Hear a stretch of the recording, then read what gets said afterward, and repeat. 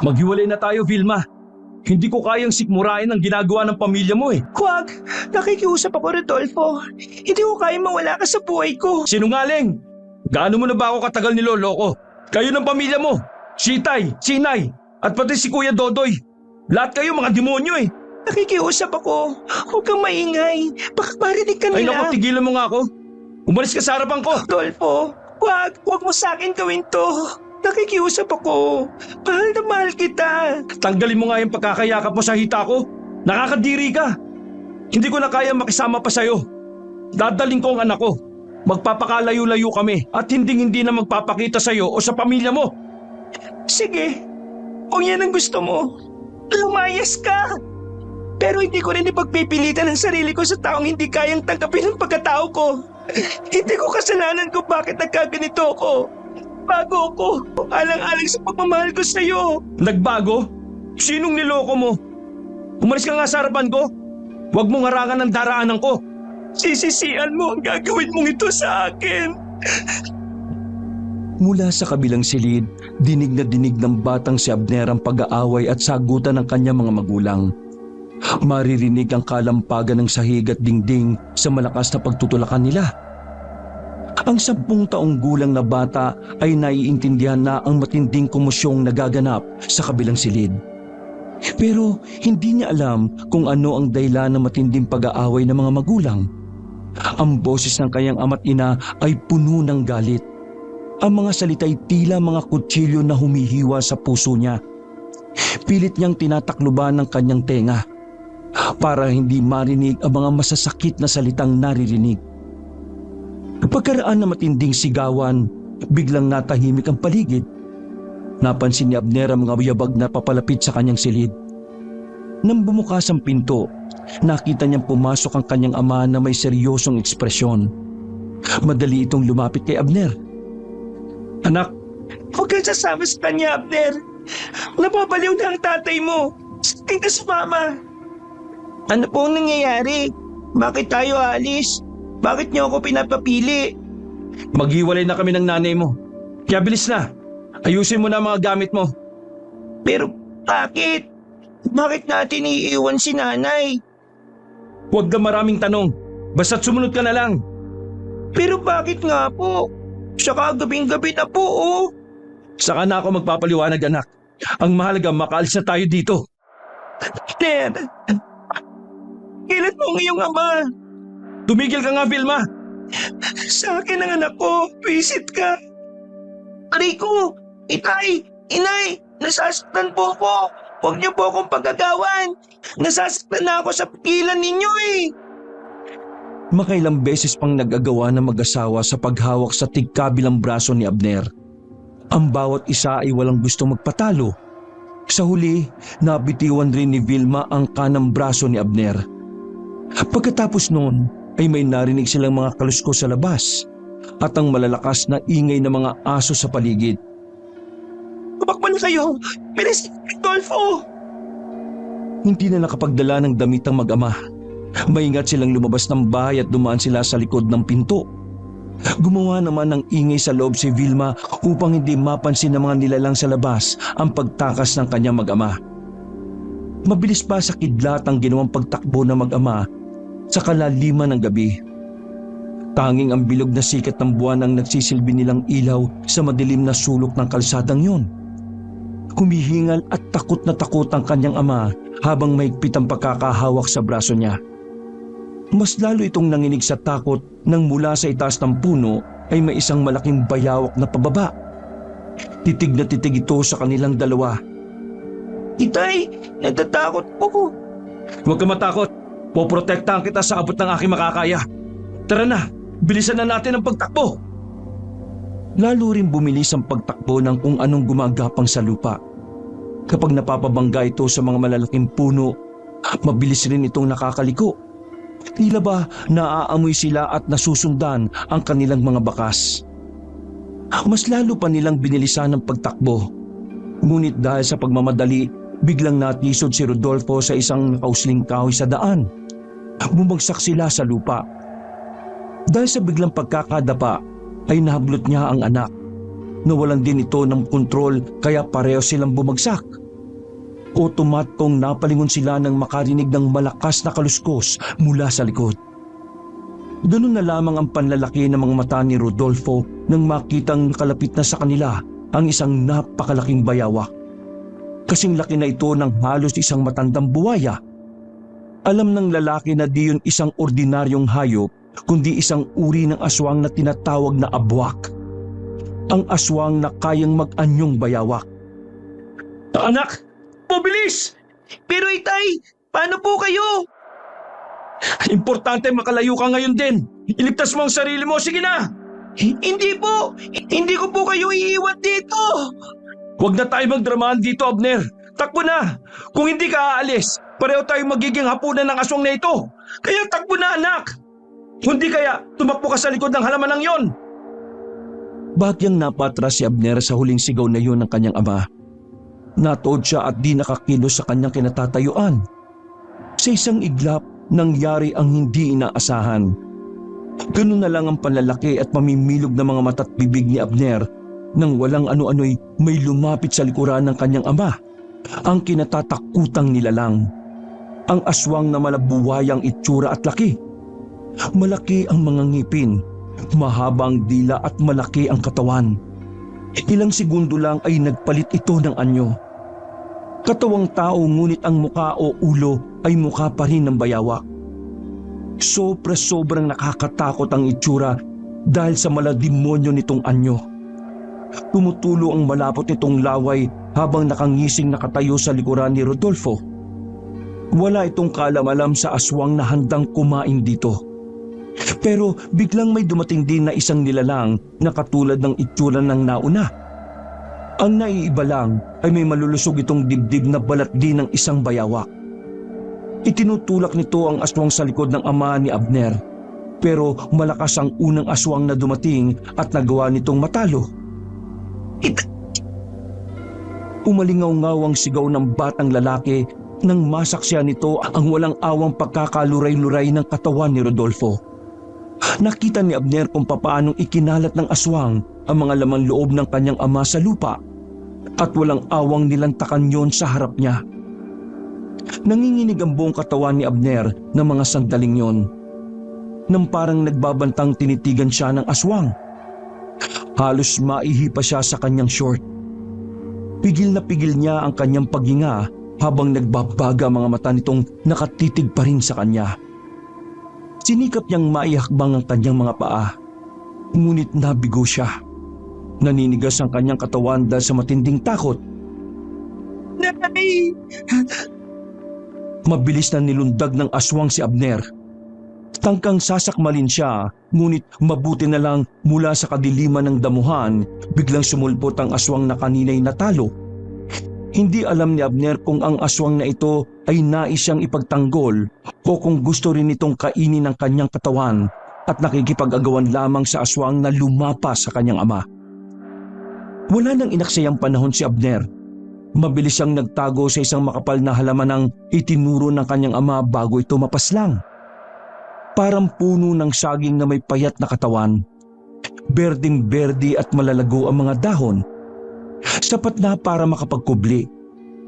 Nakapagtatakang biglang natigilan ng dalawang aswang nang makita siyang nasa gitna ng halamang yon. Para silang mga napapaso at hindi makalapit sa kanyang kinaroroonan.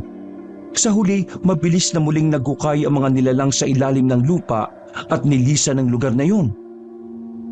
Ano? Saan kayo pupunta? Lumapit kayo! Bakit hindi kayo makalapit? Paghahamon ni Abner sa papalayong mga aswang na nagtangkang kumain sa kanya. Kasabay ng panghihina ng kanyang katawan at malakas na paghagulgol ng iyak, hindi mawala sa isip niya ang pagkamatay ng ama. Maya-maya pa ay napatingala sa mga halamang sumalba sa kanyang buhay. Ano kayang klaseng halaman to? Bakit kaya bigla silang natakot sa halamang to? Muling sinulyapan ni Abner ang kanyang paligid. Hindi kalayuan sa kanyang pinagtataguan, wala na roon ang nilalang at tahimik na rin ang paligid. Nang matiyak niyang wala na nga ang mga nakakatakot na nilalang, sa kanya naramdaman ang pananakit ng kanyang katawan. Dala na matinding pagod, bumigat ang talukap ng kanyang mga mata. at kagad siyang nakatulog. Nakabaluktot sa gitna ng mga halaman. Kinabukasan, pagkagising ni Abner, sumalubong sa kanyang muka ang matinding init ng sikat ng araw. Napaupo siya sa lupa at muling napahagulgol ng iyak. Muling bumalik sa kanya ang matinding takot na bumalot sa pagkatao niya. Abner! Napabalikwas ang bata nang marinig ang boses ng ina. Hinawi niya ang halaman at mabilis na tinungo ang kinaroroonan nito. Nakita niya itong nakatayo sa kalsada kung saan napaslang ang kanyang ama. At nang magtagpo ang kanilang mga mata, umiyak si Abner at mabilis na napatakbo papunta sa kanyang ina, na nakabuka ang mga braso para salubungin siya ng mahigpit na yakap. Inay! Si Itay! Pinatay po ng aswang kagabi! Alam ko, anak. Niyakap siya ni Vilma ng mahigpit. Parang sinasalo ang lahat ng sakit at takot na nararamdaman ng kanyang anak. Ramdam niya ang panginginig ng katawan ni Abner sa kanyang bisig. Pinahid ni Vilma ang mga luha ni Abner. Kahit siya mismo'y hirap itago ang sarili niyang luha. Mabuti na lang at walang nangyari sa iyong masama. Huwag ka mag-alala, anak. Nandito ko at hindi kita pababayaan. Inay, sumbong po natin kay Kapitan. Hindi po ako makakapayag na hindi maparusahan ng aswang na yon. Kailangan niya magbayad sa ginawa niya kay Itay. Oo, anak. Kailangan nilang magbayad. Gagawin natin ang lahat para makuha ang hustisya para kay Itay mo. Tara na. Nasa bahay na natin ang natitirang labi ng iyong ama.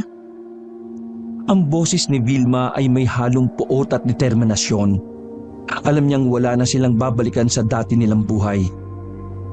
Pero handa siyang harapin ang anuman para sa kanilang mag-ina.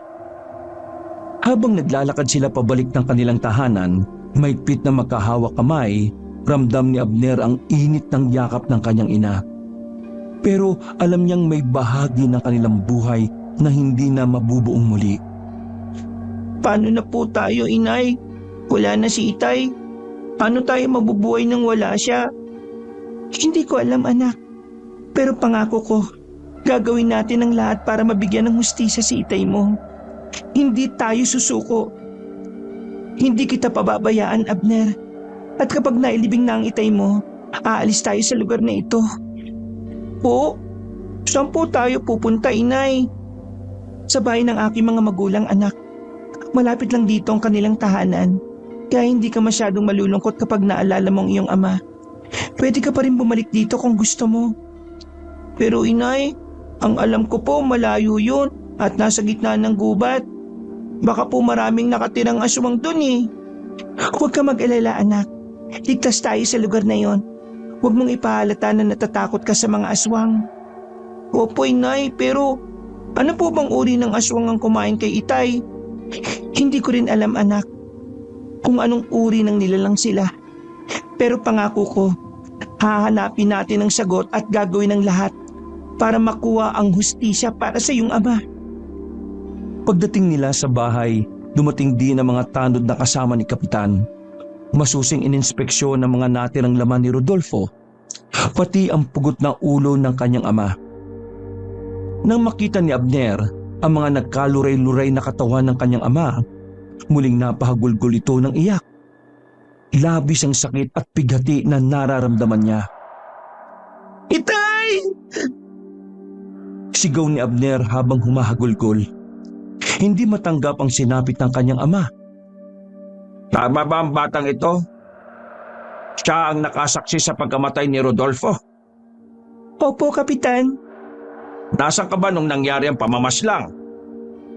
Magkagalit kasi kami ng asawa ko kaya nagkahiwalay po kami ng gabing yon. Kasama ni Rodolfo si Abner at ako naman ay naiwan sa bahay. Hindi ko alam na ganito na po mangyayari sa asawa ko. Napayoko si Vilma. Pinupunasan ang mga luhang patuloy na dumadaloy habang pinapaliwanag ang sitwasyon. Mrs., nakikiramay po kami sa pagkawala ng iyong asawa. Matinding trauma rin sa bata kung nakita nga nito ang nangyari sa kanyang ama. Sa tingin namin batay sa sinapit ng katawan ng biktima, malamang na aswang nga ang pumatay sa kanya. Mag-iingat na lang po kayo sa susunod ha. At kung maaari, huwag nang lumabas ng gabi kung wala namang mahalagang gagawin o pupuntahan. Opo, Kapitan. Maraming salamat po. O siya, aalis na kami. Nakahanda na rin naman ang paglilibingan para sa asawa mo. Kung may kailangan ka pa, huwag kang mahihiyang lumapit sa barangay ha. Maraming salamat po, Kapitan. Kung may kailangan kami, tsak na makikipag-ugnayan kami sa inyo. Ilibing nyo na kagad ang bangkay upang hindi na makita ng mga tiga-baryo. Ayokong lumika ito ng kaguluhan dito. Bumuntong hininga si Kapitan bago tumalikod. Inutusan ito ang mga tanod niya na kunin ang bangkay ni Rodolfo at ilibing sa gubat. Walang nagawa ang mag-ina kundi ang sumunod sa kagustuhan ng Kapitan. Pagkalipas ng 2 araw, magluluksa pa rin ang dalawa. Walang tigil sa pag-iyak si Abner habang pinagmamasdan ang bundok ng lupa na nakatabon sa katawan ng ama. Naisip niya bigla na yun din ang araw ng kanilang pag-alis sa baryo para lumipat sa mga magulang ni Vilma. Nawala ang focus niya sa iniisip nang mapansin ang isang taong parating, si Kapitan. Nagpadala na ako ng sulat sa nag-iisang kapatid ni Rodolfo para ipaalam ang mga nangyari. Papupuntahan na lang kita para makuha si Abner at maiuwi ito sa kanilang lugar. Bakit po, Kapitan? Hindi ko po iiwan si inay. Dito po ako sa kanya. Kapitan, kaya ko po alagaan si Abner. Bakit niyo pa sinulatan ang kapatid ni Rodolfo? Kailangan malaman ng kapatid ni Rodolfo ang nangyari. Kung hindi mo yun ipapaalam, magiging komplikado ang lahat. Magdududa siya kung bakit hindi siya agad na-inform tungkol sa pagkamatay ng kanyang kapatid. At kung sakali, maaari pang magdulot ito ng hidwaan o hindi pagkakaunawaan sa pamilya. Naintindihan ko po, Kapitan. Maaari nating ayusin ang lahat, Vilma. Sisikapin kong tiyakin na maayos ang pagdating ng kapatid ni Rodolfo at sana'y maipaliwanag natin ang lahat ng mahinahon. Si Abner naman ay panay ang palipat tingin sa 2 taong nag-uusap sa kanyang harapan. Ang kanyang muka ay puno ng pag-aalala at pagkabahala. Matapos ang ilang sandali ng pag-uusap, nagpasya na ring magpaalam si Kapitan kay Vilma. Nang makalis ang Kapitan, ay nagsimula na ring maglakad ang mag-ina. Nay, maglalakad lang po ba tayo papunta sa bahay nila Lolo at Lola? Pagkaraay tanong ni Abner ng ibang direksyon na ang kanilang nilalakaran, imbis na ang tinatahak ay ang daan patungo sa kanilang dating tirahan. Oo, anak. Hanggat maaari ayaw kong makikipag-usap ka sa aking mga magulang at kapatid, ha? Bakit naman po, inay? Basta. Bakit pa tayo pupunta sa bahay nila kung bawal ko naman silang kausapin? Natatakot po ako, parang pakiramdam ko masama po ang ugali nila. Tutol kasi sila sa iyong ama. Hindi sila pabor sa pagsasama namin ni Rodolfo. Bakit po tayo pupunta doon, inay? Dahil doon lang tayo ligtas.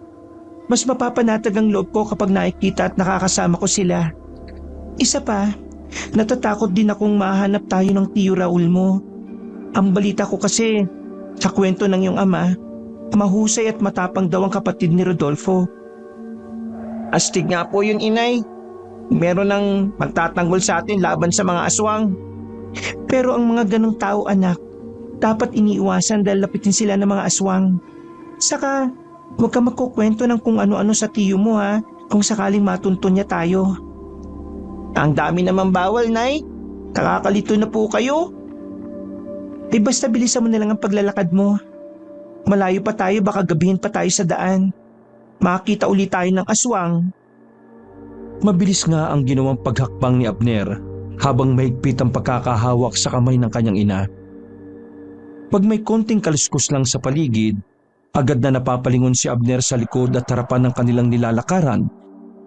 Matapos ang pangyayaring yon sa kanyang ama, hindi na nawala ang pagkabalisa niya sa katawan. Pakiramdam niya anumang oras ay maaring may aswang nalilitaw at lalapain sila. Inay, nakakatakot naman. Sikat na po ang araw pero parang madilim pa rin ang ating nilalakaran. Huwag ka matakot, anak. Kasama mo ko. Saka sa gabi lang umaatake ang aswang. Kaya bilisan mong paghakbang. Delikado kasi sa lugar nito kapag gabi na. Maraming mababangis na hayop ang maaaring umatake sa atin. Pagod na po ko, inay. 1 oras na po tayong walang tigil sa paghakbang. Magpahinga po muna tayo. O sige anak, magpapahinga tayo sandali ha. Pero huwag tayo magtatagal. 1 oras na lang naman ang lalakarin pa natin. Pagpatak ng alas 7 o alas 8, mararating na natin ang bahay nila lolo't lola mo. Sandali ngang nagpahinga ang mag-ina sa malaking puno ng dapdap. Malalapad ang dahon nito at malaki rin ang ugat na nakausbong sa lupa. Sakto yun para maupuan ni Abner. Pero hindi pa man umiinit ang kanyang puwet sa pagkakaupo sa ugat, ay napansin na ni Abner kaagad ang bilog na butas sa lupa. Parang ulingan ng bao ngunit may mga bahid ng dugo sa palibot ng butas. Inay, tingnan mo oh. Sandali lang anak, huwag kang lalapit dyan. Titingnan ko muna kung ano yan. Dahan-dahang humakbang si Vilma sa butas na itinuturo ni Abner. Pagdala ng kuryosidad, nauna pang mapadungaw sa butas si Abner para tingnan ang loob nun. Napataklob ito ng bibig nang makita ang gutay-gutay na karne ng isang malaking baboy ramo. Inay, katulad po ng nangyari kay Itay, ulo na lang po natira. Halika na, umalis na tayo rito.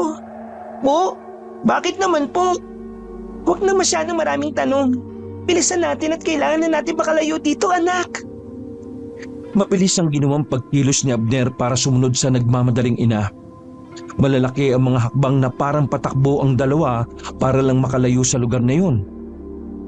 Pagkaraan ng 1 oras pang paglalakad, sa wakas narating din nila ang bahay na nakatayo sa gitna ng kagubatan. Nanatiling nakatayo ang kanyang ina. Humigpit ang pagkakahawak nito sa kamay niya at sunod-sunod ang buntong hininga. Nay, parang walang tao. Shh, huwag ka maingay. Siya nga pala, may bibilin pa ako sa'yo. Ano yun, Nay? Kapag nakita na natin sila, huwag mo silang kakausapin ha. Ako lang ang pwede makipag-usap sa kanila. Po? Bakit naman po? Basta, makinig ka sa akin muna anak, para di tayo mapahamak ha. O sige po inay. Ilang saglit pa ay lumabas ang isang matandang babaeng kuba na parang napaglipasan na ng taon at ng napakaraming hirap. Marumi at sira-sira ang suot nito at may nganga itong inunguya na bumalot sa kanyang mga ngipin ng madugong kulay pula. Sumunod naman ang isang machong lalaki, moreno, matangkad at walang damit pang itaas, na may mga peklat sa katawan. Ang tingin nito'y tila tumatagos, matalim kung tumitig.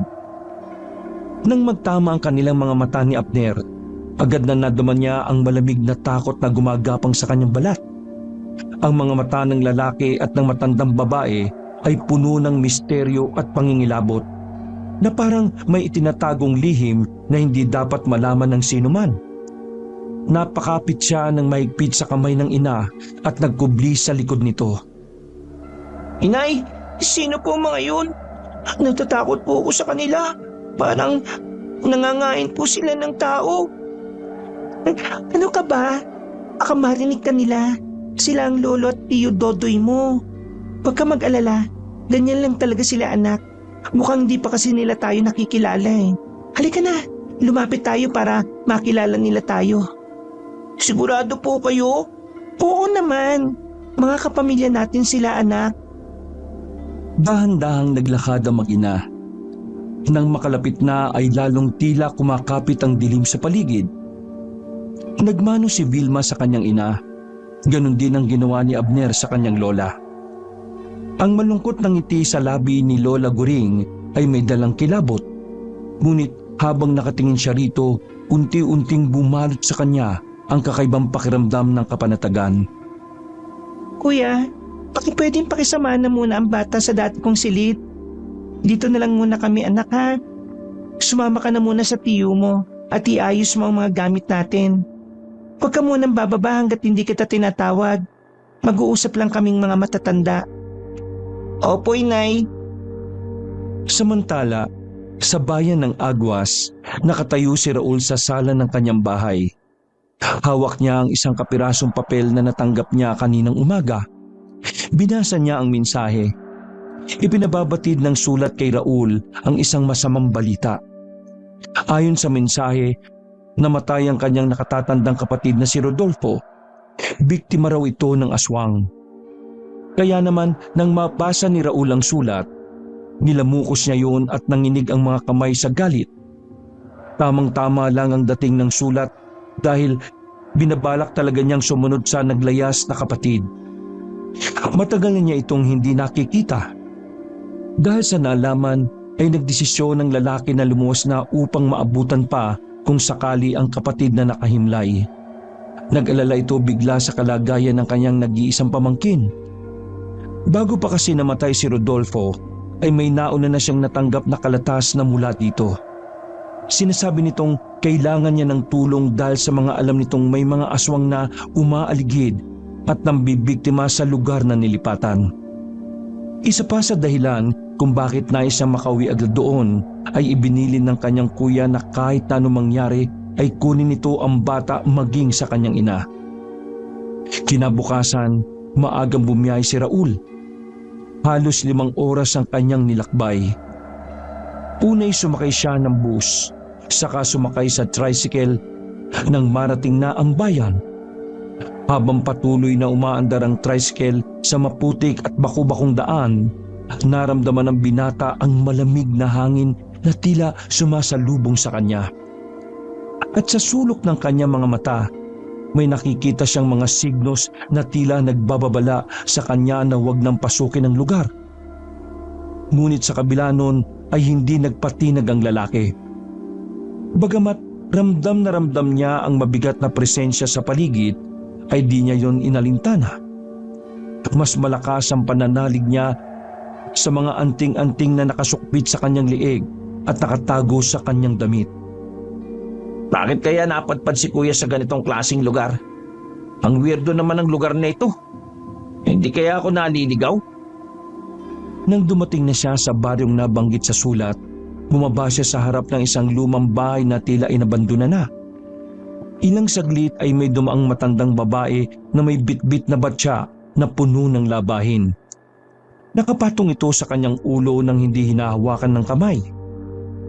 Manang, ito po ba yung lugar ng Hapinpin? Parang mali po yata yung aking lugar na napuntahan eh. Hindi ka naman naligaw, iho. Ito naman talaga ang baryo Hapinpin. Taga saan ka ba? Bakit ka napadpad dito sa amin? Ako po si Raul. Kapatid po ako ni Rodolfo. Ikaw pa lang nakababatang kapatid ng namayapang si Rodolfo. Ay, sumalangit nawa ang kanyang kaluluwa. Alam mo, nakakaawang kinahinatnan ng iyong kapatid. Nilapa siya ng aswang at nasaksihan niyo ng kanyang nag-iisang anak. Kawawa talaga. Alam niyo po kung nasaan yung pamangking ko? Nako, hindi na eh. Balita ko umalis silang mag-ina pagkatapos na mailibing ang kuya mo. Sayang naman po. Akala ko maabutan ko pa sila. Hindi ko na pala talaga siya makikita. Nakikiramay ako sa pagluluksa mo. Yan nga pala ang bahay ng kuya mo, oh. Yang abandonadong bahay na yan. Ay, sige po. Salamat po sa impormasyon. Tapos, kung kailangan mo pa ng ilang detalye, pwede kang pumunta sa tanggapan ng aming kapitan na matatagpuan sa bandang dulo ng daang ito. Puntahan mo siya doon at magpakilala ka sa kanya. O paano, iho? Aalis na ako. Kailangan ko pang malabhan ng mga damit namin. Ay, sige ho. Maraming salamat po sa inyo. Hindi na muna siya tumuloy sa bahay ng kapatid, bagkus ay tinungo niya ang direksyong sinabi ng babae na papunta sa bahay ng taong nagpadala sa kanya ng sulat. Naglakad siya hanggang sa marating ang punong tanggapan nito. Wala ring katao-tao maliban sa 2 tanod na magkaharapang nakayupyup. Kapwa natutulog. Lumabas sa tanggapan ang isang matabang lalaki at ginising nito ang kanyang mga kasamahan. Lumapit si Raul sa mga yun. Mawalang galang na po. Nais ko pong makausap sana si Kapitan. Bakit iho? Ano ang kailangan mo? Ako ang kapitan sa baryong ito. Ay, magandang araw po. Ako po yung kapatid ni Rodolfo. Yung pinadalhan po ninyo ng sulat. Ikaw pala ang kapatid niya. Pasensya ka na ha. Ngayon ko lang napansin na magkahawig pala kayong dalawa. Halika muna at dito tayo sa tanggapan ko. Doon tayo sa loob mag-usap. Sige po. Siya nga pala. Ikinalulungkot ko nga pala nangyari sa kuya mo. Alam mo bang malapit kami sa isa't isa kaya alam ko din ang tungkol sa'yo. Palagi kanyang naikukwento sa akin eh. Siya rin ang nagbigay ng address mo at ibinili niya na sulatan kita kapag may nangyaring di inaasahan. Kaya nga po napakasakit ng nangyari sa kanya. Kaya lang, hindi mo na naabutan eh. Nailibing din kasi siya kaagad. Pero pwede mong bisitahin ang puntod niya kung gusto mo. Pasasamahan kita sa mga tanod ko. Salamat to, pero mas gusto ko pong makita muna yung pamangking ko sana. Baka alam po ninyo kung nasan sila naroroon ngayon. Alam ko kung saan ang daan papunta sa lugar nila. Pero sobrang layo at halos nasa dulo na ng gubat. Mga 1 oras na lakaran siguro. Pwede niyo bang ituro sa akin? Alam mo, sa totoo lang hindi ko talaga inaasahan na lilipat ng tirahan ng mag-ina. Wala silang pasabi. Pero naisip ko kaya sila lumayas dahil nalaman nila na darating ka at kukunin ang bata sa kanya. Ayaw ko naman pong manghimasok sa desisyon sana ng ina. Pero kailangan ko po kasi siyang makausap Ibinilin sa akin ni kuya na hanggat maaari makuha ko yung bata. Ibinili na rin sa akin yan ng kuya mo dati. Kaya nga pinadalang kita kagad ng sulat ng mangyari ang trahedyang yon kaso hindi ka na talaga umabot Pero ituturo ko sa iyo ang daan. Para kung desidido kang puntahan sila, mapupuntahan mo. I-sketch ko na lang. Pero kailangan mong mag-ingat ha. Delikado ang papunta doon. Maraming mga mababagsik na hayop na maaaring makasakit sa iyo. Wag ho kayo mag-alala. Kaya ko po ang sarili ko. Naniniwala po ba kayong aswang ang pumatay sa kapatid ko? Yung kasi ang naging pahayag ng bata. Siya lang ang naging saksi sa pagkamatay ng tatay niya. Alam mo, pese na talaga yung mga nilalang na yan kung talagang sila talaga ang may kagagawa ng mga pagpatay Nasisira ang magandang liderato ko dahil dito Kalunos-lunos talaga ang sinapit ng kapatid mo. Kaya ipinagpalagay na rin talaga namin na aswang nga ang may kagagawan. Kung ganun baka nasa panganib din ng mag-ina. Di naman siguro. Siya nga pala. May mga bit-bit ka bang pangontra ng aswang dyan? Pangontra po ng aswang? Bakit yun naman po naitanong? Kasi sinabi ko na delikado ang pagpunta sa lugar na yun, di ba? Pero alam mo, mas delikado kasi kapag may mga bit-bit na anting-anting yung mga nagpupunta dito. Mas lalo kasi nagiging malapit ang baryo namin sa mga masasamang nilalang May paniniwala kasi kami na ang mga tao, kapag may agimat, tila siya magnet ng mga aswang at iba pang masasamang elemento. Malas ang anting-anting dito. Kaya ayaw naming madamay. Wala po akong anting-anting. At saka, hindi ko po alam kung paano magpagana ng ganoong bagay Ang medalyong suot mo, para saan ba yan? Nangunot ang noo ni Raul sa narinig. Nang tingnan niya ang bandang dibdib, ay napansin nga niyang nakalabas na pala ang kanyang medalyon nang hindi niya namamalayan. Ito po ba? Hindi ko po alam kung para saan ito Binili ko lang po bilang, alam niyo na, pampapogi sa chicks. Mabuti naman. Ano po? Wala.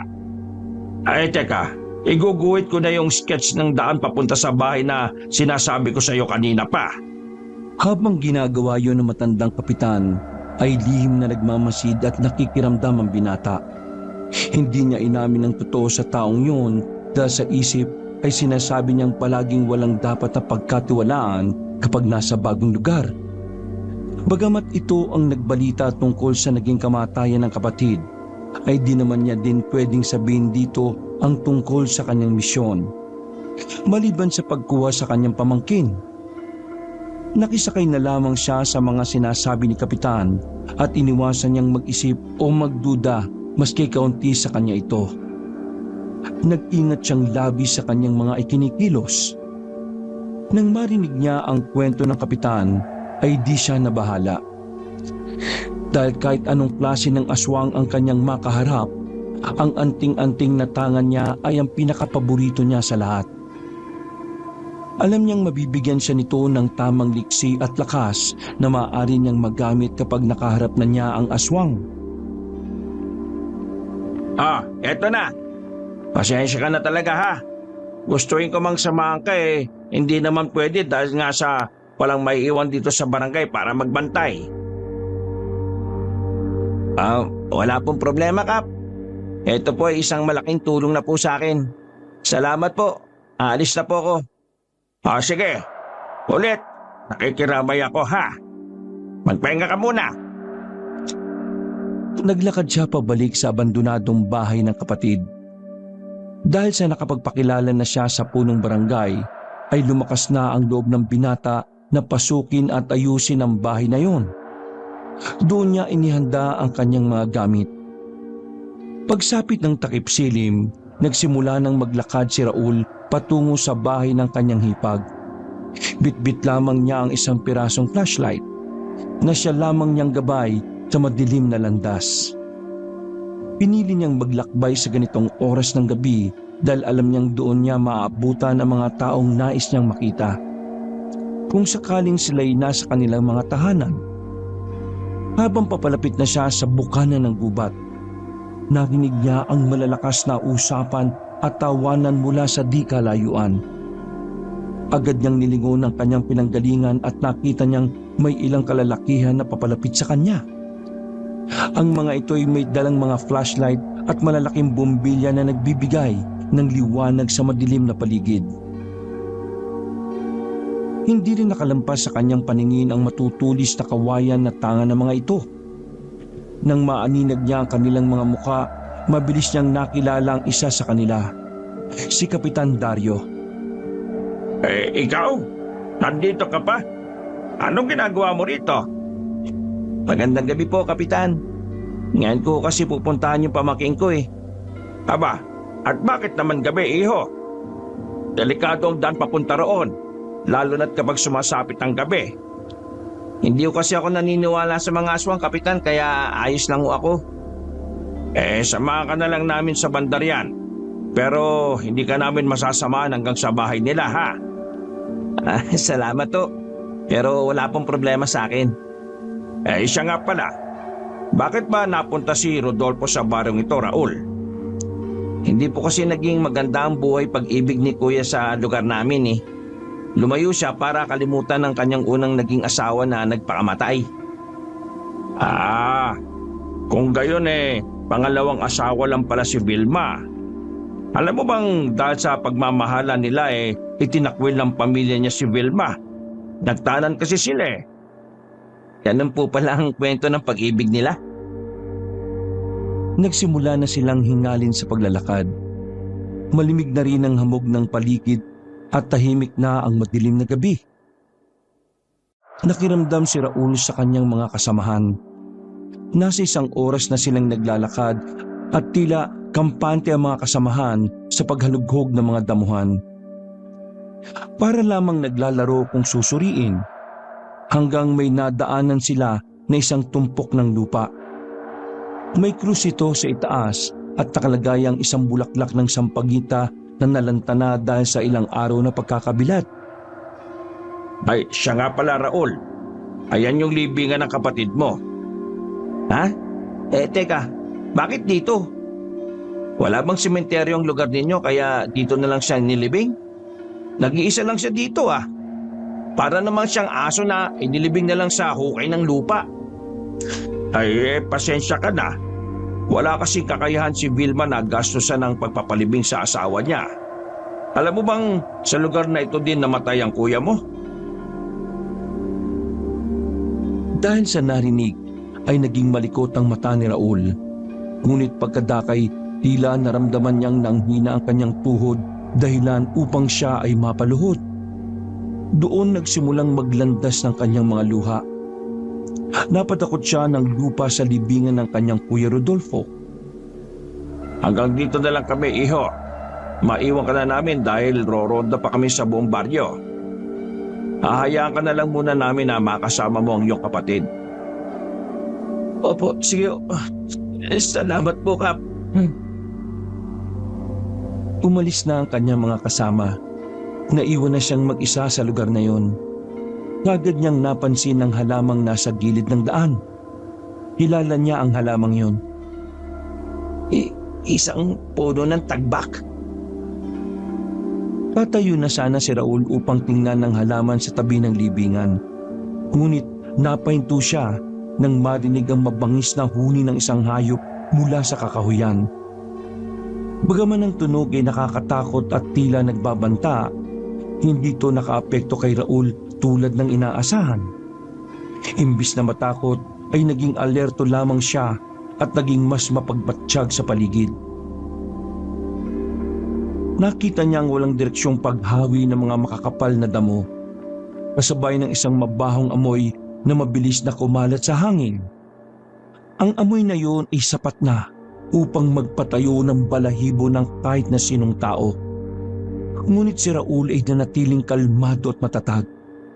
Alam niyang ang mabahong simoy ng hangin ay senyalis na hindi karaniwang hayop ang paparating. Maya-maya ay nakita niya ang bahagyang pag-angat ng lupa sa may di kalayuan. Mula doon ay lumitaw ang isang malabuwayang hayop, isang nakakatakot na nilalang. Naging alerto ang binata. Nang papasugod na sa kanya ang aswang, ay bumunot siya ng mga batong may orasyon at basa ng langis. Inipit niya yon sa kanyang labi. Inilabas niya ang kanyang tirador. Pagkatapos ay inilagay ang bato dito. Inasintan niya ang aswang. Tinamaan sa isang paa ang nilalang sa harap. Dahil nasaktan, ay kagad itong bumalik sa butas na kanyang ginawa. Alam ni Raul na papalayo na ang aswang na yun. Ngunit kampante siya na ang sugat na nilikha nun ay hindi agad maghihilom. Putik, mga abwak pa lang narito. Humanda kayo. Ngayon alam ko na kung anong uri kayo ng mga aswang. Alam ko na kung paano kayo matatalo. Ipagiganti ko ang pagpatay niyo sa kapatid kong hayop ka, kung sino ka man. Samantala, sa bahay naman na tinutuluyan ni Abner ay bigla siyang napabalikwas ng biglang magising. Hinanap niya kaagad ng kanyang ina sa kanyang tabi, subalit wala ito doon. Tumayo siya at sinilip ang bintana. Madilim na sa labas. Sus, napahaba naman masyado ang siesta ko. Gabi na pala. Nasaan kaya ang inay? Babalik na sana siya sa kanyang higaan nang biglang makarinig ng ingay parang impit na pag-iyak. Parang nasasaktan. Sa ilang araw niyang pananatili doon, ay tila nakilala na niya ang tinig na yon. Ang kanyang Lola Lily. Nais na sana niyang babain ito dahil nakaramdam siya ng pag-aalala. Pero naalala niya ang bilin ng kanyang ina. Bawal siyang lumabas ng silid kapag hindi nito sinasabi. Bawal din siyang makipag-usap sa mga ito. Mabuti na lamang at nasusunod pa rin niya yon. Pasalamat na lang din siya at hindi rin naman siya pinakikialaman ng dalawa at parang wala lang siya sa tahanang yun. Pinakinggan na lamang niya ang kanyang tiyo. Pero ilang sandali lang ay nabusesa naman niya ang kanyang ina. Ano kasi ang nangyari sa iyo, inay? Sino ang may gawa nito sa iyo? Grabe ang sugat mo. Di ko kayang pagalingin. Parang hinuhukay nito ang iyong laman eh. Ang walang yang iyon. Napuruhan ako. Buisit. Dahan-dahan lamang, Vilma. Lintik na napakasakit eh. Kailangan natin tong gamutin kaagad. Huwag kang gagalaw. Sige na. Gawin mo na, Vilma, nang matapos na itong paghihirap ko sa lintik na sugat kong ito. Magbabayad ang taong yon sa ginawa niya sa akin. Magbabayad talaga siya. Bakit naman o kasi lumabas-labas pa kayo eh? Sinabi ko na nga po kasing delikado pa. Nakakainip eh. Gusto ko lang namang gumana at magdiwaliw tapos ganito. Aray, grabe. Nanunot naman ang sakit nito. Konting tiis na lang po, inay. Kahit di magilom ng tuluyan, kahit man lang po mabawasan ang sakit nito. Tumahimik ang mga nag-uusap. Maya-maya ay napakinggan ni Abner ang mabibigat na hakbang paakyat. Pagkatapos noon ay bumukas ang pinto ng kanyang silid. Nakita niya ang kanyang inay na may hawak na mga panggamot ng sugat. Oh, gising ka na pala. Nagigising ko lang po. Narinig ko po kasi kayong nagkakagulo sa babae. Ano po ba nangyari? Wala yun. Nasugatan lang ang lola mo kasi makulit eh. Kawawa naman po siya. Bakit po siya nasugatan? Nagyawa kasi ng gulay sa kusina. O tapos, bakit dami-dami mong tanong? Kulit mo din Parehas kayo ng lola mo. Kasi po parang narinig ko kanina na may kagalit kayong tao eh. Akala ko po may nanakit na kay lola. Tapos narinig ko din si Tio Dodoy. Parang nagwawala sa galit eh. Ay nako, tama na yan. Tigilan na natin ang usapan na ito. Nasagot ko na ang tanong mo, anak, diba? Pasensya na po, Nay. Ay, siya nga po pala. Kailan po kaya darating yung kapatid ni tatay? Ket, inaantay mo ba? Gusto ko po siyang makita at makilala eh.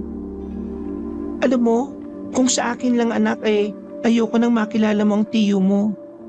Ayoko nang maghiwalay tayo. Ikaw na lang ang meron ako.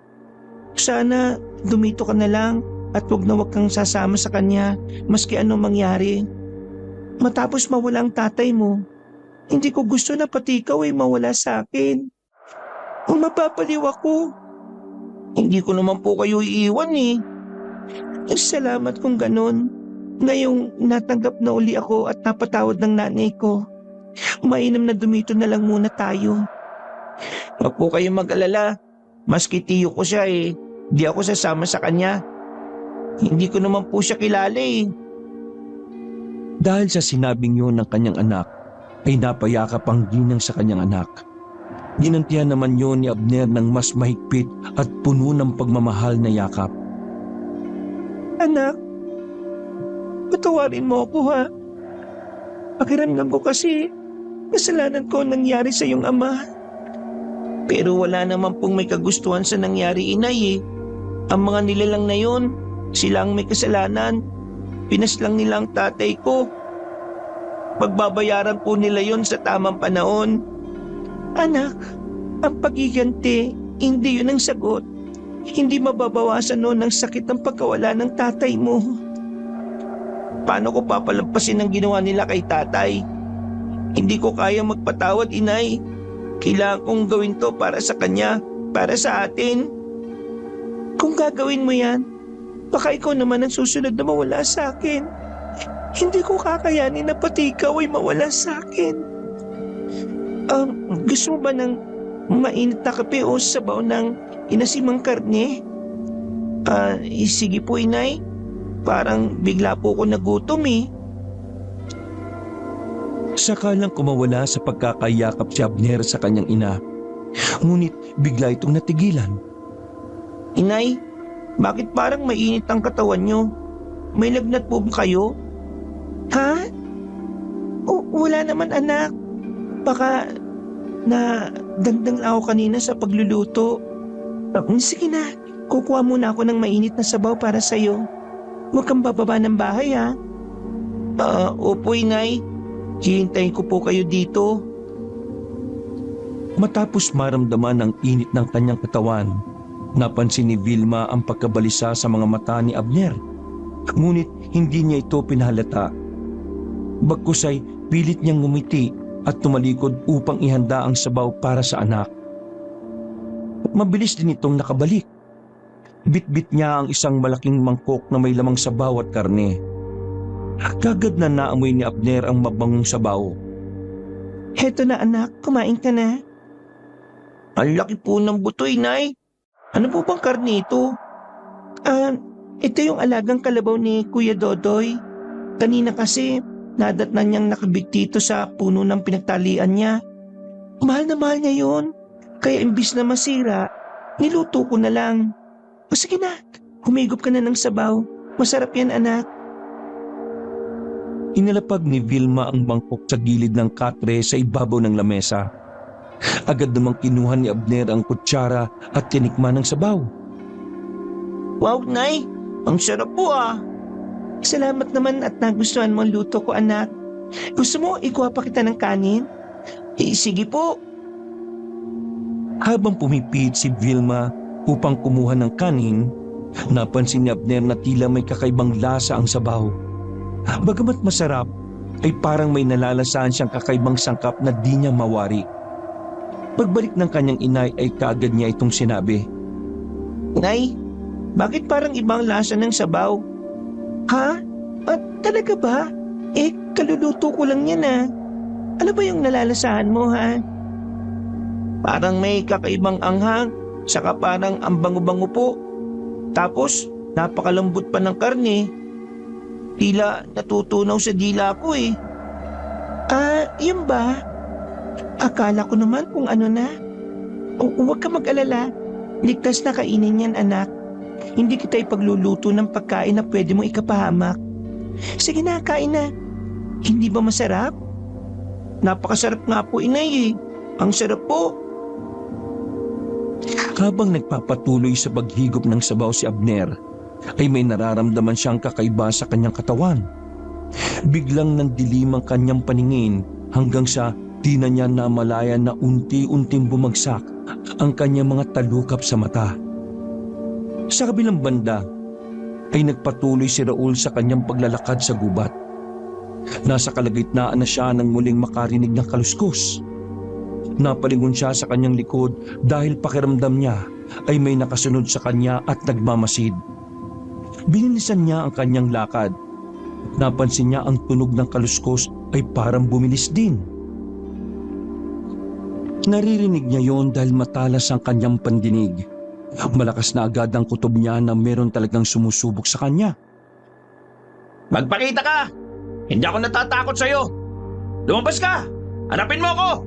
Akala mo ba matatakot mo ako? Magpakita ka na! Wala akong oras para sa mga duwag na kagaya mo! Ang mga damo sa paligid ay nagsimulang gumalaw. Parang may mabigat na bagay na gumagapang sa ilalim nito. Inihanda ng antingero ang kanyang sandatang tirador. Magpakita ka, hayop ka! Isang malakas na ungol ang umalingaw-ngaw sa katahimikan ng gubat. Tumugon ito sa tila paghahamon ng binatang antingero. Ang lupa sa paligid ay tila nayanig at ang mga damo ay patuloy sa paggalaw. Alam na ni Raul na hindi na tao ang kanyang hinahamon. Hindi rin isang hayop. Ito ay mas matindi at mas mapanganib. Wala ka na bang ibang kaya kundi ang manakot? Wala akong pakialam kung sino o ano ka. Lalabanan kita!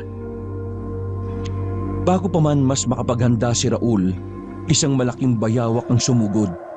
Ang mga mata nito ay naglalagablab sa galit. Isang malakas na tunog ang umabot sa kanya. Isang matinding ungol na parang nauulol. Mabilis na dinamba siya ng bayawak. Nakagat siya nito sa paa at bumaon ng malaki nitong pangil. Agad na namanhid ang kanyang mga paa.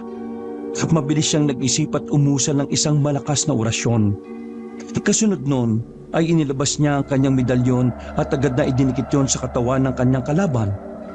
Parang namang nagulat ang bayawa kaya ito napabitaw sa pagkakagat. Malinaw na sa akin ngayon na hindi lang isang abwak ang meron sa balyong ito. Mukhang marami kayo ah. Hindi na ako magtataka na talagang napaslang niyo ang aking kapatid. Pero kung sa tingin mo madali mo din ako makakalaban, nagkakamali ka. Muling sumulong ang abwak pasugod sa kanya. Napatras ang antingero. Subalit Ang inaakala niyang pagsugod ay di rin naman natuloy dahil naging sorpresa sa binata ang biglang pag-atras nito at mabilis na pagtakas. Hoy! Ano nangyari? Bakit umuurong ka? Hoy! Bumalik ka dito! Napakbilis ng pangyayari.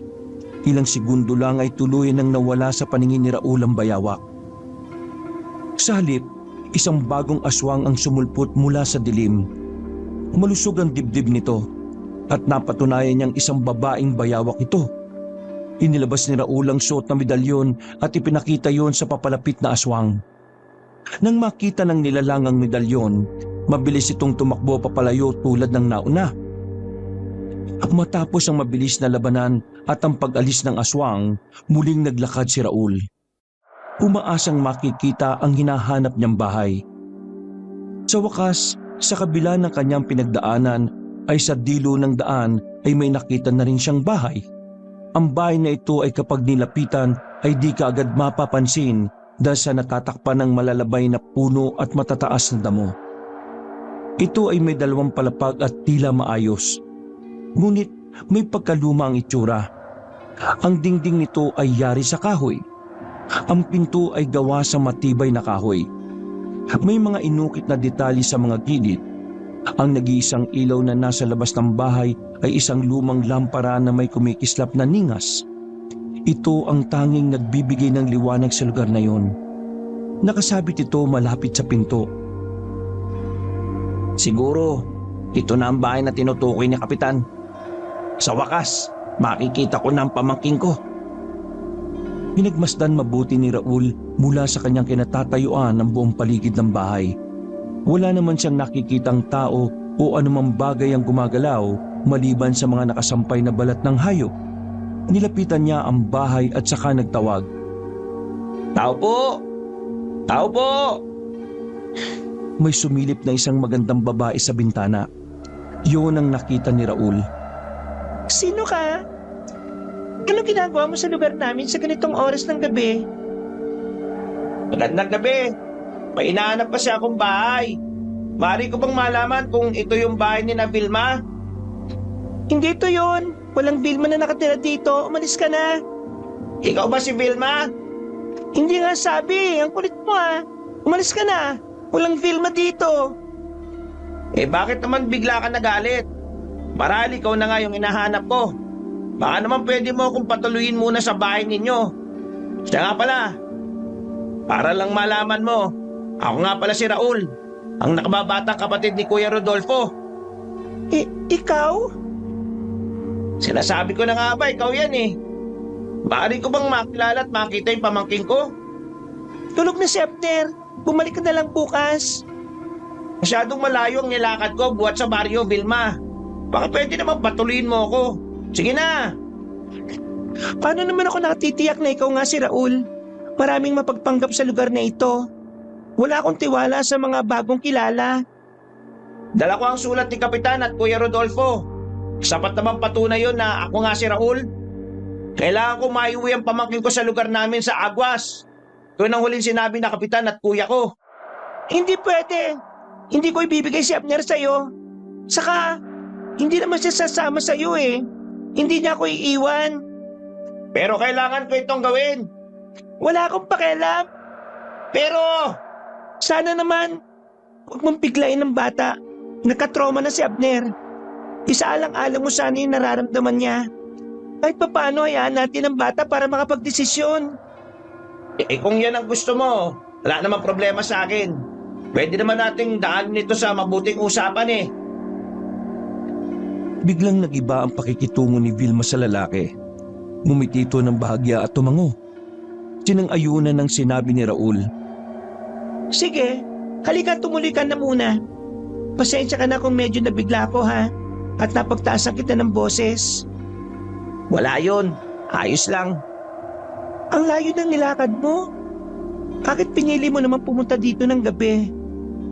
Teka, kumain ka na ba? May sabaw dyan. Saka may natira pa kanina. Halika tara sa kusina. Ay, wag na. Nakakaya naman. Hindi, ano ka ba? Ayos lang. Halika na at iinit ko na lang yung sabaw. Salamat ah. Nasa pala yung bata? Natutulog na. Maaga talaga siyang nagpapahinga sa gabi. Malikot kasi at mahilig maglaro sa umaga eh. Wala kayong kasama dito sa bahay? Kasama ko dito ang nanay at ang kuya ko. Nasa silid na rin sila sa itaas natutulog. May gusto sana akong hilingin sa iyo eh. Maaari bang makituloy na muna ako dito? Ha? Oo man. Doon ka sa silid ng anak ko. Oh, heto ang sabaw. Iwan muna kita ha. Ihanda ko lang yung silid para may matulugan ka. Ay, maraming salamat naman. Miski dayo ako eh at saka hindi mo pa ako kilala eh, pinatuloy mo ako. Ano ka ba? Kapatid ka ng asawa ko kaya walang problema. O sige, ubusin mo na yan. Sa bahay na ito kasi bawal ang gutom. Pagkaalis ni Vilma ay hinarap naman ni Raul ang sabaw at pagkaing ibinigay sa kanya. Agad niyang nakita ang kakaibang itsura ng sabaw. Namumula ang karne nun at hindi katulad ng anumang karne ng hayop. Sinasabi ko na nga be, kaya pala pinapakuha sa akin ng anak ni Kuya dahil dito. Kailangan ko maging maingat. Magaling manloko ang mga nilalang na ito ah. Kinuha niya ang mangkok at kanin. Itinapon niya yon sa labas ng bahay. Pagkatapos ng ilang minuto ay bumalik na sa ibaba si Vilma. Baka inaanto ka na ha. Panik ka na sa kwarto ni Abner. Ituturo ko na lang sa'yo. Ay, salamat. Ay siya nga pala, napakasarap ng sabaw ah. Salamat. Pero bukas magluluto ulit ako ng mas masarap. May kakatayo na naman kasing kaming karne. Isang mapait na ngisi ang pinakawalan ni Vilma at nahuli yun ni Raul. Alam niya ang ibig sabihin nun. May masamang binabalak sa kanya ang babae. Agad siyang umakyat sa ikalawang palapag ng bahay at pumasok sa silid na itinuro sa kanya ni Vilma. At doon ay nakita niya ang kanyang pamangkin na payapang natutulog. Sa gilid nito ay may mangkok na puno ng sabaw. Nakapatong yun sa lamesa at kapansin-pansin ang malaking buto ng karne sa sabaw. Dahan-dahan ang ginawang paglapit ni Raul sa pamangkin at sinuri ang katawan nito. Saka ipinatong ang dalang bag sa katre at tumabi ng upo rito. Hinuha niya ang kutsara para sana ilapag sa lamesa pero natigilan siya at nag-aalalang muling pinagmasdan ang natutulog na si Abner. Hindi. Hinahawaan na nila ang pamangkin ko. Hindi ito maaari. Dali-daling kinuha ni Raul ang mga dalang maliliit na botelya na may mga lamang iba't ibang klase ng langis. Pati ang medalyong ginawa niya para kay Abner ay mabilis niyang naisuot sa leeg nito. Binuksan din niya ang berdeng botelya at ipinainom ang laman nito sa natutulog na pamangkin. Pagkalagay sa labi ay nagkulay rosas ang bibig nito, tanda na may kung anong laso ng nainom ni Abner para mawalan ito ng malay at magmukhang tulog. Ilang saglit lang pagkaraan ng pagpapainom niya, naubo ang bata at iminulat ang mga mata. Napabalik ko siya nito ng bangon at nagtatakang napatitig sa kanya. Si Raul ang unang nagsalita. Ako ang tiyo Raul mo. Kapatid ako ng iyong ama. Ikaw si Abner, hindi ba? Po, ikaw po ang tiyo ko. Ako nga. Natanggap ko ang sulat ni Kapitan, kaya ako napapunta rito. Kailangan natin makalis sa lugar na ito sa lalo madaling panahon. Teka, ano ho ba yung ipinasuot niyo sa aking ito? Isa yung anting-anting na pagmamayari ng iyong tatay dati. Ibinibigay ko sa iyo ito bilang proteksyon. Halika na, sumama ka sa akin. Ilalayo kita sa lugar na ito. Ano? Hindi ako sasama sa iyo. Hindi ko iiwan ng nanay ko. Abner, makinig ka sa akin. Yung babaeng yon, hindi siya ang iyong ina. Sinungaling ka, hindi totoo yan. Shh! Huwag kang maingay. Baka marinig nila tayo. Mabuti pa magtulog-tulugan tayo para malaman natin ang katotohanan. Wala namang mawawala sa iyo, di ba, kung sakali. Magtiwala ka lang sa akin, Abner. Nakarinig sila ng kaluskos mula sa labas ng kanilang silid. Sa hindi malamang dahilan ay biglang sumunod sa kanya si Abner. Ipinikit niya ang kanyang mga mata at nagkunwaring tulog. Ganon din ang binata. Sinadya nitong mahiga sa sahig at magkunwaring doon na siya nawala ng malay. Ay, salamat. Nakatulog din. Ang daming satsat. Ano ka ngayon? Ay, nakakatuwa naman isipin na kahit nasa bahay lang ako kaya ko rin naman palang makapagbigay ng masarap na pagkain para sa pamilya. May papakain na naman ako kay Abner. Pagkasabi noon ay marahang naglakad na ang babae at tuling sinabi nito na kanilang narinig ay aantayin lamang nito ang kanyang kapatid para katayin si Raul. Nang makalis na nga ang ginang ay muling bumangon si Raul at nilapitan ng kanyang pamangkin. Nagbulungan na sila habang nag-uusap. Hindi ka dapat naririto, Abner. Alam mo bang ang pamilya ng iyong ina ay ang abwak na pumaslang sa iyong ama? Hindi totoo yan. Di yan gagawin ni Inay. Sa kanya ka pa rin ba maniniwala? Narinig mo ang sinabi niya, di ba? Ipapakatay niya ako. Kumakain sila ng tao, Abner. At alam mo yan, yung sabaw na pinapakain sa'yo ay karne ng tao mula sa mga nagiging biktima nila. Hindi pa rin ako kumbinsido. Umalis na po kayo. Huwag po ninyong guluhin ang puto ko. Pagmasdan mo ang hawak kong botelya, isa itong anting-anting na kung tawagin ay hubad maskara. Sa sandaling patakan ko ng likido ang mangkok, lalabas ang totoo niyang itsura. Teka, ano yan? Paanong tao yan O ano, naniniwala ka na ba sa akin? Yak, minajik mo ba yan? Bakit ganyan, Tiyo? Nasusuka ako. Kumain ako ng tao. Unti-unti ay nararamdaman ni Raul na nakumbinsi na niya si Abner. Nakikita na niya itong tumatango-tango. Ano pong gagawin natin ngayon, Tiyo?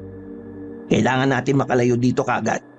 Maaari nating tunguhin yung lugar kung saan napaslang ang iyong tatay.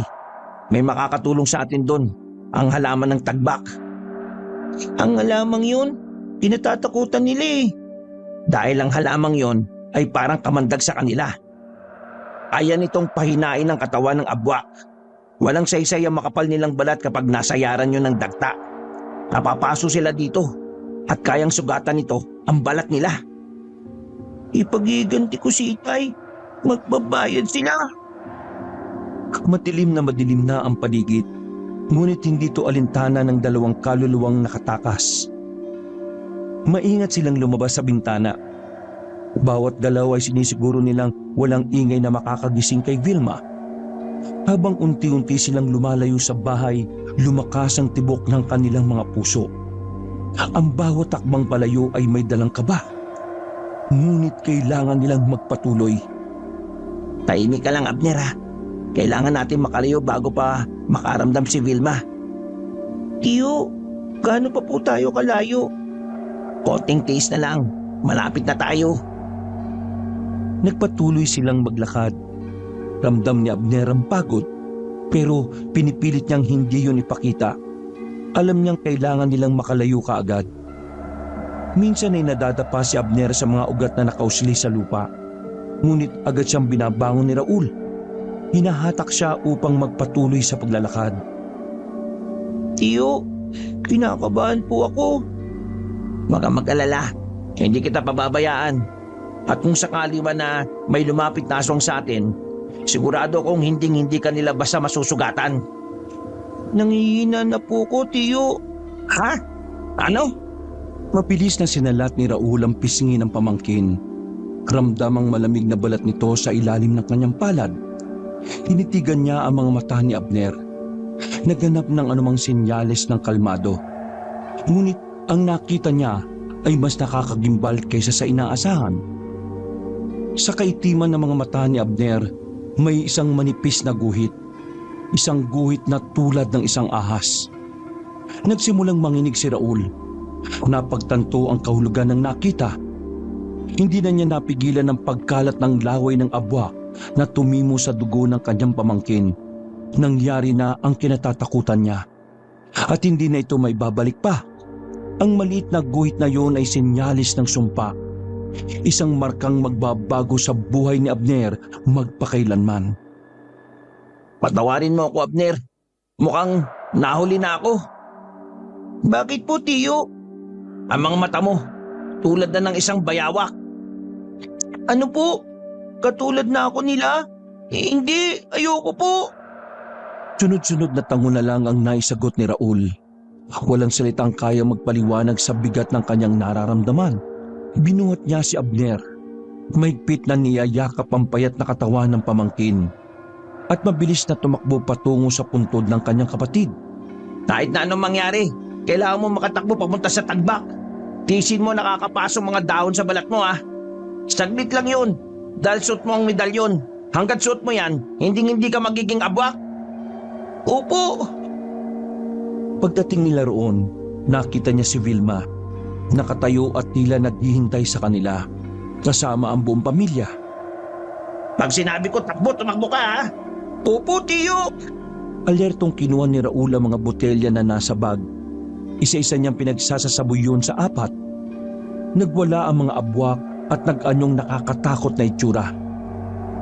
Takbo! Mabilis na tumpo si Abner papunta sa mga halaman. Habang pinagmamasdan ang pagbabagong anyo ng kanyang pamilya. Sa pagkakataong ito, nakilala niya ang dalawang nilalang na pumaslang sa kanyang ama. Inay, ikaw nga. Nakikilala po kita. Ikaw yung isang aswang na nakita ko kagabi. Humagulgol si Abner habang ang galit ay bumabalot sa kanyang puso. Samantala, si Raul naman ay nakikipagtagisan ng lakas sa isang malaking abwak. Hawak niya ito sa lieg at sa isang iglap, walang kahirap-hirap na binali ni Raul ang lieg ng aswang na pinaniniwalaan niyang ina ni Vilma. Umatungal ang mga taong bayawak nang makitang napaslang na ang kanilang ina. Nagbago ng anyo si Vilma at hinarap nito ang kanyang anak na noon ay nagtatago sa likod ng mga halamang tagbak. Anak, lumabas ka na dyan. Hindi ko pa nasasaktan sa halamang yan. Natulad ka na namin. Halika, ipagtanggol mo ko. Tulungan mo ako, anak. Niloloko ka. Ikaw ang pumatay kay Itay. Kayo ng buong pamilya mo. Nag-anyong abwak muli si Vilma. Hiner, kumuha ka ng dahon dali at iagis mo sa akin. Hindi ko po kaya, tiyo.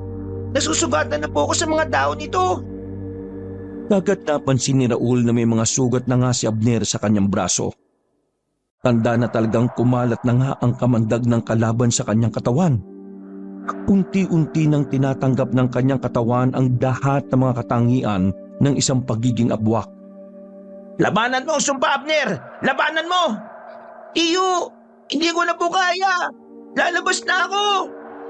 Sa paggalis niya sa likod ng mga halamang yon, ay naging mabilis ang kilos ni Vilma. Agad niyang sinugod si Abner. Mabuti na lamang ay naging maliksi si Raul. Sa isang iglap ay nakalapit siya sa ginang at nahawakan ito sa buntot. Sa taglay niyang lakas ay naihagis niya ito sa malayo. Muli siyang umusal ng dasal at nag-orasyon. Itinaas niya ang kanyang medalyon at habang nasisinagan ito ng kaunting sinag ng buwan ay tila nagkakaroon ito ng kakaibang kapangyarihan. Nasusugatan ng mga abwak na nakakakita ng sinag. Nagsimulang magdugo ang mga braso ni Abner. Nang makita yon ni Raul, ay muli niyang itinago sa kanyang damit ang kanyang medalyon. Sa isip ay kailangan niyang maging maingat dahil isa na rin sa mga abwak ang kanyang pinakamamahal na pamangkin. Nagkaroon ng pagkakataon ng dalawa na tumakbo ng magkasama. Habang papalayo sa lugar, ay naramdaman nila ang presensya ng dalawang abwak pa na walang tigil na sumusunod sa kanila. Gumagapang yon sa ilalim ng lupa papunta sa kanilang kinaroroonan. Habang mabilis na lumilipas ang bawat sandali, nagdesisyon si Raul at Abner na huminto. Alam nilang hindi nila maiiwasan ang kanilang mga hinahabol. Mas mabuting harapin na lang nila ang mga ito.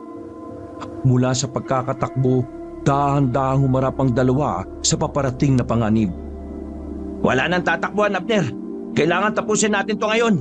Gamitin mo ang lakas mo, ha. Manali ka sa medalyong suot mo upang lumabas ang tunay na kapangyarihan niyan. Opo, tiyo. Sa ilalim ng mapanglaw na liwanag ng buwan, matapang na hinarap ni Raul at Abner ang mga aswang. Ang lupa sa kanilang paligid ay tila kumukulo. Sinyalis na palapit na ang mga kalaban. Handang-handa na silang ipaglaban ang kanilang buhay at ang kanilang kalayaan mula sa sumpa ng mga abwak. Hindi ko akalain kami ang mahuhulog sa bitag mo. Hindi na kayo makakalabas pa ng buhay sa gubat na ito. Isa ka rin palang aswang, Kapitan. Sinasabi ko na nga ba eh, at hindi ka mapagkakatiwalaan eh. Niloko mo akong hayop ka. Akala ko isang ordinaryong tao ka lang kaya pinapunta kita sa bahay ng asawa ko. Yung pala. Gawain mo rin naman yan, di ba? Ang manloko ng kapwa. Naging kapitan ka pa nga eh. Ikaw pala nag-aatid ng katatakutan dito sa baryo mo. Humanda ka dahil lalabanan na kita. Sa isang iglap, sumugod si Kapitan Dario. Ang kanyang mga kuko ay humaba at tumalim na para mga punyal. Hindi nagpatinag si Raul. Mabilis niyang inilabas ang kanyang anting-anting. Isang medalyong kumikislap sa dilim ng gabi.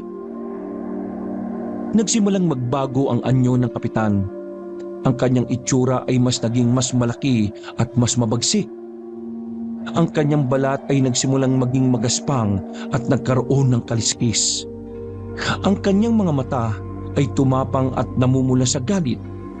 Sa isang malupitang galaw ay biglang dinamba nito si Raul.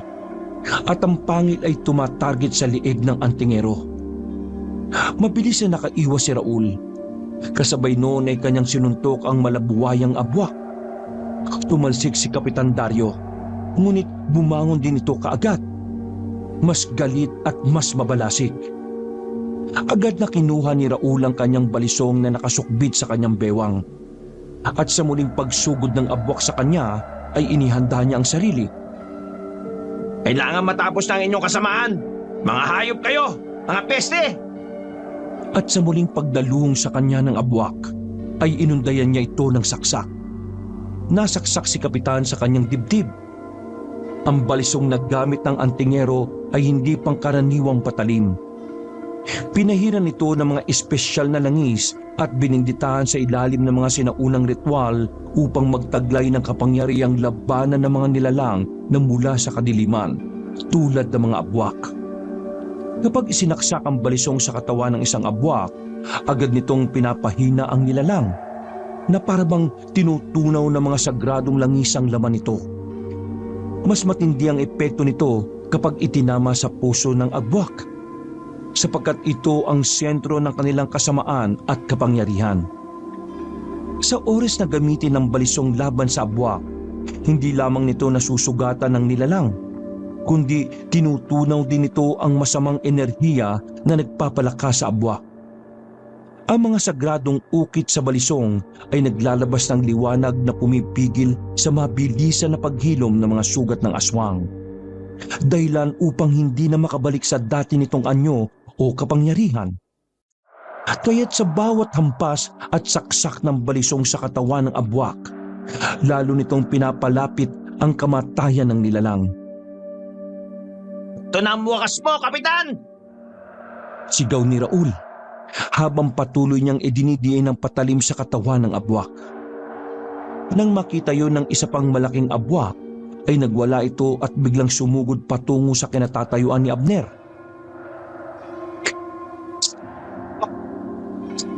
Yung Kuya Dodoy, kung makakalaban mo! Biglang bumalik sa alaala ni Abner ang gabing napaslang ang kanyang ama. Naalala niya ang dalawang abwak na naglalaban noon na inakala niyang nag-aagawan sa kanya.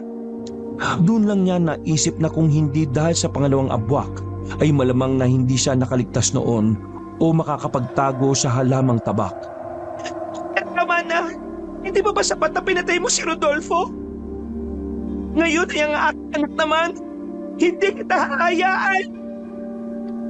Galit na galit ang anyo ni Dodoy. Bagamat puro ungol at sigaw lamang ang kaya nitong gawin, alam ni Vilma na sinusumbatan siya nito.